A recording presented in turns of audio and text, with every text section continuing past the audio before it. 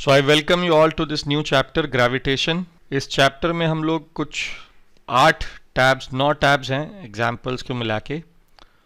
तो मैंने इस चैप्टर को बहुत सारे टैब्स में ब्रेक किया है because of the number of formulas which this chapter have. अगर ये समझ आ गया तो या रिवाइज कर लिया आप लोगों ने तो आप ऑलमोस्ट सारे सवाल जेई मेंस लेवल पे और नीट लेवल पे कर पाएंगे। तो लॉज की बात करते हैं। केपलर्स लॉ, केपलर के 3 लॉ होते हैं। फर्स्ट लॉ होता है all the planet revolve in elliptical orbit around the sun with sun at one of the foci. ठीक है, तो ये इलिप्स, इसका माइनर एक्सिस, ये मेजर एक्सिस, ये लेंथ ए है अगर सेमी मेजर एक्सिस, ये बी है अगर, तो सन इसका यहाँ पर होगा और प्लैनेट यहाँ पर होगा। ये प्लैनेट पी, ये सन एस, और ये माइनस ए ई कॉमा 0 होगा। ई एसेंट्रिसिटी होती है, this is equal to root of 1 minus B square by A square. ये हमको ध्यान रखना है। सेकेंड लॉ क्या बोलता है? सेकेंड लॉ बोलता है the line joining the sun and the planet sweeps equal area in equal interval of time. तो अगर इस प्लैनेट पी को पॉइंट 1 से पॉइंट 2 तक आने में कुछ डेल्टा टी टाइम लगता है, दिस इज पॉइंट 2, तो उतने ही टाइम में ये प्लैनेट पॉइंट 3 से पॉइंट 4 अगर ट्रैवल करेगा तो ये दोनों एरिया 1 और ये एरिया 2, ये दोनों एरिया बराबर होंगे। मतलब इसकी एरियल वेलोसिटी सेम होती है। Rate of change of area per unit time is constant. Third law है the square of time period is directly proportional to the cube of the semi major axis. Square of time period is directly proportional to the cube of the semi major axis. ठीक है, तो ये 3 laws थे। फिर बात करते हैं हम न्यूटन्स के लॉ की।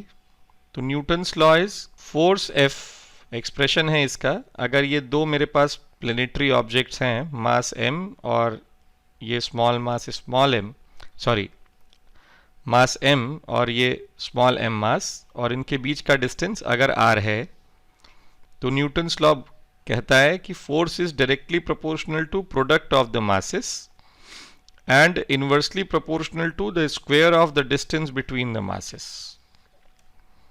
तो ये जो प्रोपोर्शनैलिटी कांस्टेंट आएगा, ये आएगा GMM upon r square, where g is equal to 6.67 into 10 to the power minus 11 Newton meter square per kg square. Now let's discuss gravitation field. Gravitation field is given as force, या पहले इसको समझ लेते हैं। ये एक मास capital M मास है और इससे r डिस्टेंस पर हमको फील्ड निकालना है इसका। तो हम यहाँ एक टेस्ट मास लाएंगे और इस टेस्ट मास पर फोर्स देखेंगे। तो force F is equal to GMM upon R square होता है, ये अभी हमने पढ़ा है। और अगर फोर्स इसको हम F वेक्टर में लिखें तो ये माइनस आर कैप वेक्टर होगा, where r cap vector is outward direction में पॉजिटिव ले रहा हूं मैं। ठीक है, तो field of this capital M mass will be given as force per unit test mass. तो this will be G capital M upon are square minus r cap. Minus r cap का मतलब हुआ रेडियल आउटवर्ड डायरेक्शन में ये positive लेते हैं हम इसको, तो इसको रेडियल इनवर्ड डायरेक्शन में ऑब्जेक्ट से नेगेटिव लेना पड़ेगा। तो ये इसका एक्सप्रेशन हुआ। Now let's discuss gravitational field of point mass, ring, disc, sphere and hollow sphere. तो पॉइंट मास का फील्ड अभी देखा हमने, इट इज, मैं मैग्नीट्यूड लिख रहा हूं, it is G capital M upon are square. ये हमेशा अट्रैक्टिव होगा। रिंग का फील्ड होता है E is equal to G capital M x upon a square plus X square power 3/2। इसमें ये रिंग हुई और इस रिंग का मास है कैपिटल M और इसका रेडियस है a, और हमको x डिस्टेंस पर फील्ड चाहिए। तो field at this point is given as E and this is gmx upon a square plus x square power 3/2. 2. Now gravitational field of a disk. This is a disk of radius a, mass uniformly distributed, capital M, distance x from its center. The gravitational field at point P will be given as E, and this E is equal to 2gm x upon a square times 1 by x minus 1 upon root of a square plus x square. Okay, or we can write it in terms of this angle theta. This is 2gm upon a square 1 minus this distance pm, or this distance pq is root of a square plus x square. So this is 1 minus cos of theta. This is the field. Now let's see the gravitational field of a sphere. Uniformly mass distribution है इसका sphere का, और ये sphere है. पहला है इसका mass capital M, radius इसका a लिया हमने.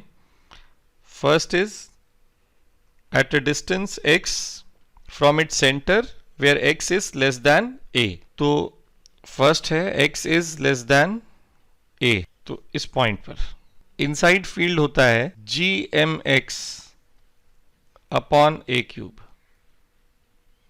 Field is gmx upon a cube. On the sphere, second is on the sphere when x is equal to a. तो यहां पर आएगा field is gm upon a square. You substitute x as a, so field here is gm upon a square. Outside it, so this is the third case, when x is greater than a, so field at this point is gm upon x square. Outside के लिए field is gm upon x square. तो ये हमको ध्यान होना चाहिए.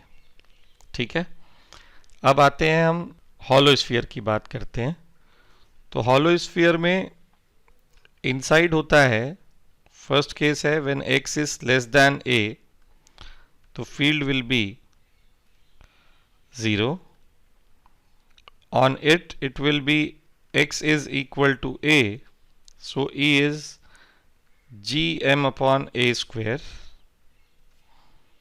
And third is when x is greater than a, field is gm upon x square. अब आता है पोटेंशियल एनर्जी. तो पोटेंशियल एनर्जी की बात करते हैं, डेरिवेशन हमें देखना नहीं है, हम सिर्फ एक्सप्रेशन की बात करते हैं. दो पार्टिकल सिस्टम है मेरे पास. I have this two particle system, mass m, capital M and small m. इनके बीच का डिस्टेंस r है अगर, तो इस टू पार्टिकल सिस्टम की पोटेंशियल एनर्जी होती है माइनस gmm अपॉन r. ये आपको ध्यान रखना है. एनर्जी स्केलर क्वांटिटी है, तो अगर ऐसा कोई भी अरेंजमेंट आपको मास का दिया हो, सपोज करो ये कि इक्विलेटरल ट्रायंगल है, यहाँ पर मास स्मॉल m है, यहाँ पर इस वर्टेक्स पर 2m है और इस वर्टेक्स पर मास 3m है, और सारे डिस्टेंसेस यहाँ पर a हैं. तो इस सिस्टम की टोटल पोटेंशियल एनर्जी होगी minus g 2m square upon a minus g 3m square upon a और minus g 6m square upon a. So this is the final answer is minus 11 gm square over a. This is the total potential energy of the system. Now comes the expression for gravitational potential, right? So expression for gravitational potential is given as V, and it is given as U upon test mass m. अगर इसको change in V की बात करें तो change in V is equal to change in U upon test mass m. So if for a two particle system, the potential energy is given as minus g m upon r, तो potential will be given as minus g capital M small m upon r divided by m. This m cancels out and we have Vr as minus g capital M upon r. अब देखते हैं gravitation potential of some objects. तो point mass का gravitation potential अभी लिखा हम लोगों ने minus G capital M upon R. Ring का ग्रेविटेशनल पोटेंशियल होगा at a point on its axis minus G M upon root of A square plus X square. इसमें रिंग कैसा दिखता है? रिंग होगा ऐसा कुछ, ठीक है. इसका मास कैपिटल एम होगा, इसका मास कैपिटल एम होगा, इसका रेडियस ए है, तो ये इसका रेडियस हो गया. और इसके सेंटर से एक्स डिस्टेंस पर हमको अगर पोटेंशियल लिखना है तो this will be given as minus G capital M upon root of A square plus X square. ठीक है. तो gravitational potential of a disc होगा, ये डिस्क है, मास m, रेडियस a और डिस्टेंस x पे मुझे निकालना है, तो v will be given as 2gm upon a square x minus root of a square plus x square. So this is the gravitation potential of a disc at a point on its axis. ठीक है. Now let's move ahead to gravitational potential of a sphere. Inside it, sphere का मतलब solid sphere, inside it, on it and outside it. तो सबसे आसान इसका outside वाला है, तो V is given as minus G capital M upon X. On it, it will be minus G capital M upon A, where A is its radius. A is the radius of the sphere, x is the distance from its center. Right. Inside solid sphere, the field is given as E is equal to minus gm upon 2a cube 3a square minus 3a square minus x square. ठीक है. This is 3. a cube है ये. तो where x is the point, where x is the distance from its center, a is the radius of the solid sphere. तो ये तीनों फॉर्मूले हमको ध्यान रखने बहुत इंपॉर्टेंट है. अब आती है potential due to a hollow sphere. Inside constant होता है पोटेंशियल और ये होता है minus G capital M upon A. ठीक है. On this sphere potential same होता है minus G capital M upon A and outside it is given as minus G capital M upon X, where A is again the radius of this sphere and X is the distance from its centre. सबसे important बात यह है ध्यान देने वाली यहां पर कि ए जो है ये रेडियस है, पहली बात. दूसरी बात, पोटेंशियल कांस्टेंट होता है सेंटर से लेके सरफेस तक हॉलो स्फीयर के केस में. ठीक है. So let's see one example. This is a hollow sphere. Inside this hollow sphere a solid sphere of radius small r is kept. This is small r1 and the hollow sphere is comprising of r2. Mass of solid sphere is capital M, mass of hollow sphere is 2m. We want to find potential at this point, or let's say we want to find potential at a point inside the solid sphere at a distance x from its center. So the case is x is small as compared to r1. Right? तो potential scalar quantity होती है, तो net potential होगा potential of solid sphere plus potential of hollow sphere. तो potential of solid sphere कैसे दिया जाता है? ये होता है minus G M upon 2a cube, that is यहाँ पर 2r1 क्यूब हो जाएगा, 3r1 square minus X square, और हॉलो स्फीयर का पोटेंशियल होता है कांस्टेंट होता है माइनस जी 2m अपॉन r2। ठीक है, ये हमको ध्यान रखना है। Now let's discuss relation between field and potential. तो इसको मैं डिराइव भी कर सकता हूं। dv is given as minus du by m होता है ये। du is minus dwc, that is negative of the work done, तो ये हो जाएगा यहां पर plus dwc sir. So dv is equal to du by m, और du की वैल्यू होगी minus dwc by m, and this is minus fc dot dr upon m, where fc is representing conservative force, dw is representing work done by conservative force। Gravitational force conservative होता है, पढ़ा है हमने, और force upon mass को हम electric gravitational field लिखते हैं। तो dv is equal to minus E dot dr। This is the relation between field and potential. तो E की वैल्यू होती है E cos theta is given as minus dv by dr।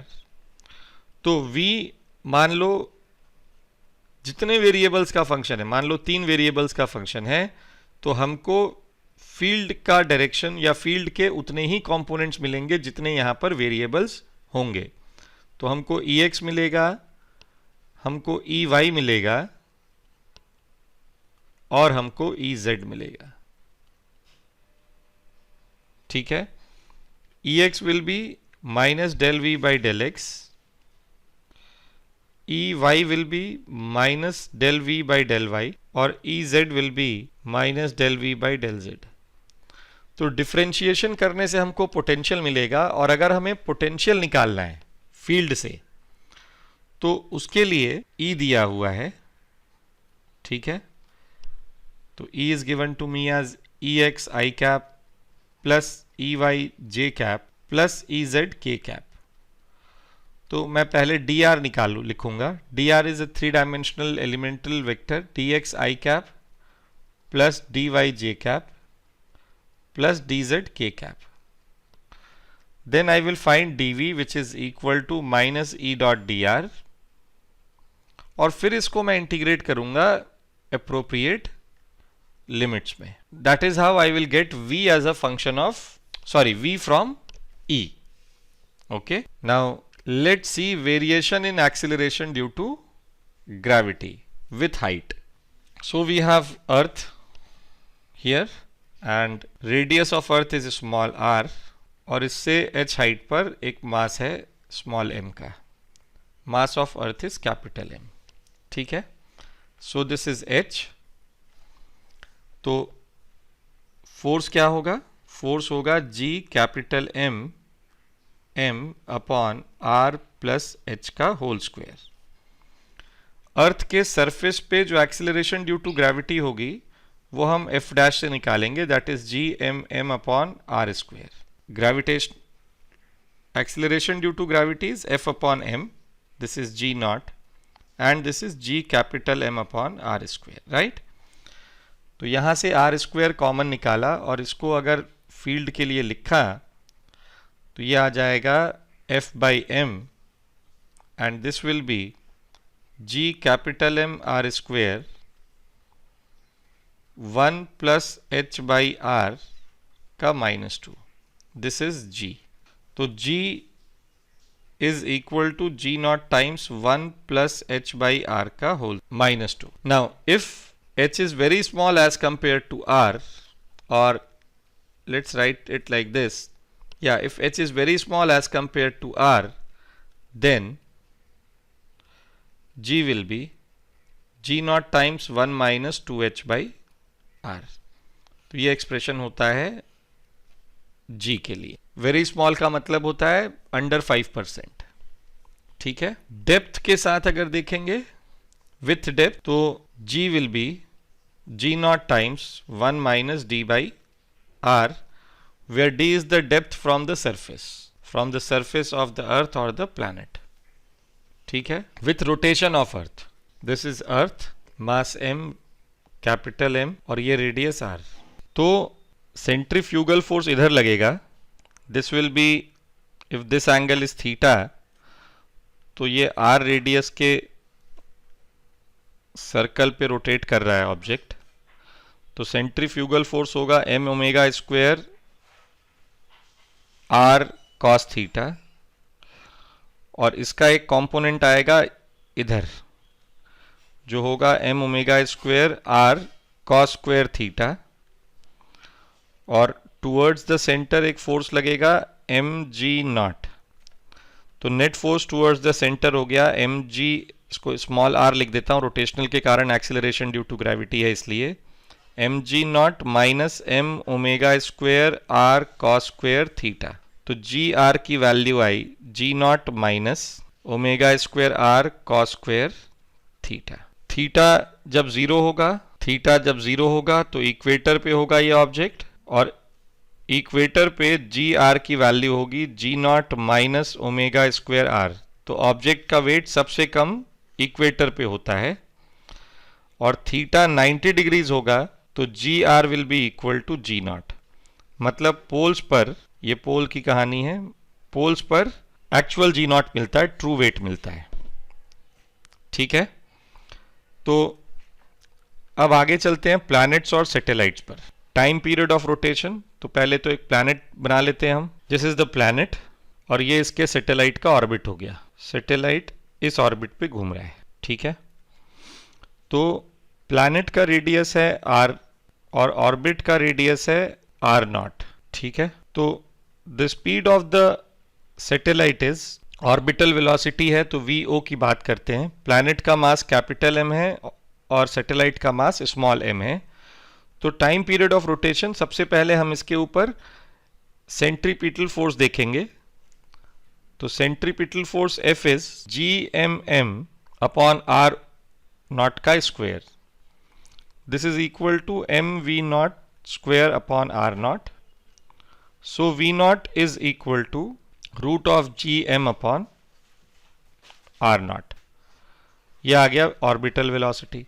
अब time period of rotation, तो time period आएगा 2 pi R not upon V not. तो this will be 2 pi R not upon root of GM, और यहाँ R not multiply हो जाएगा. तो यहाँ आप देख सकते हैं कि T is proportional to R not to the power 3/2 है, और अगर इसको स्क्वायर कर दें दोनों साइड तो what we get is T square is proportional to R not cube. तो time period of rotation is directly proportional to the cube of the semi major axis था, पर यहाँ पे सर्कुलर ऑर्बिट है इसलिए it will be equal to radius of the orbit. तो time period orbital velocity देखा. Kinetic energy क्या हो जाएगी इसकी? सिस्टम की काइनेटिक एनर्जी होगी, सिर्फ सैटेलाइट मूव कर रहा है, तो half m v not square. So this is half m g capital M upon R not. Potential energy क्या हो जाएगी? Minus G capital M small m upon R not. Total energy will be equal to kinetic energy plus potential energy, and this will be minus G capital M small m upon 2R. ठीक है, तो total energy, orbital velocity, potential energy, kinetic energy और time period, ये हमको सारे मिले. अब last है हमारा एस्केप वेलोसिटी. एस्केप वेलोसिटी क्या होता है? Minimum velocity required by an object to escape the gravitational pull of the planet. इस प्लैनेट के ग्रेविटेशनल पुल को एस्केप करना है इस पार्टिकल. ठीक है, तो mass of this object is m and mass of the planet is capital M. Radius of the planet is capital R. इसको किस वेलोसिटी से फेंकेंगे कि ये इसके ग्रेविटेशनल पुल को एस्केप कर जाए? ग्रेविटेशनल पुल को एस्केप करने का मतलब है ये यहाँ पहुँच गया. कहाँ पहुँच गया? इन्फिनिटी पे पहुँच गया. तो वेलोसिटी एट इन्फिनिटी क्या होगी इसकी? मिनिमम, इसको यहाँ पे मिनिमम वेलोसिटी चाहिए, तो यहाँ 0 होना चाहिए. ठीक है, तो एनर्जी कंजर्व करवाएंगे। यहाँ टोटल मैकेनिकल एनर्जी इनिशियली क्या है, यहाँ पर half m v e square minus G capital M small m upon R. और यहां पर टोटल मैकेनिकल एनर्जी क्या है, यहां पर टोटल मैकेनिकल एनर्जी है 0 और यहां पर ये है, तो इक्वेट करेंगे हम। So it is half m v square minus G M m upon R, that is radius of the planet, is equal to 0. So V is equal to root of 2 G capital M upon R. ये escape velocity है। अर्थ की escape velocity होती है approximately 11.2 kilometers per second. We come to the end of this chapter. काफ़ी सारे formulas थे पर हमने सारे कवर किए हैं। अगर आपको ये याद रहेगा, formulas आपको याद करने हैं, अगर आपने एक बार ये माइंड मैप देख लिया है तो now don't go into video mode, इसको सुनो आंख बंद करके, फॉर्मूलेज को ध्यान करने की कोशिश करो और माइंड मैप जो मैं आपको सैंपल दे रहा हूं उसको भरिए आप अपने से। तो when you will practice it you will remember it. Okay, so that's all for this chapter. Thank you so much, see you in the next chapter, good bye.